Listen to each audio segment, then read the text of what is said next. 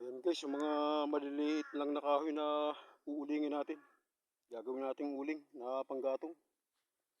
Dito yun sa bukid namin galing, mga maliliit na kahoy. Gagawin kong uling. Ayan.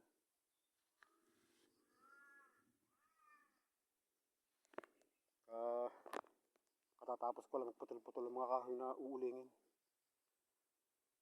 Mahaba pang proseso ang gagawin dyan. Hindi ganun kadaling pag-uuling. Sa ngayon, puputol-putol pa lamang ako ng mga kahoy. Sasalansanin pa yan. Saka marami pang gagawin. Ayan guys, ang update ko na muna.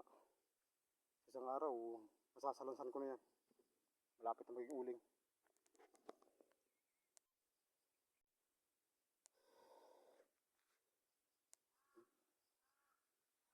Sa 5 sa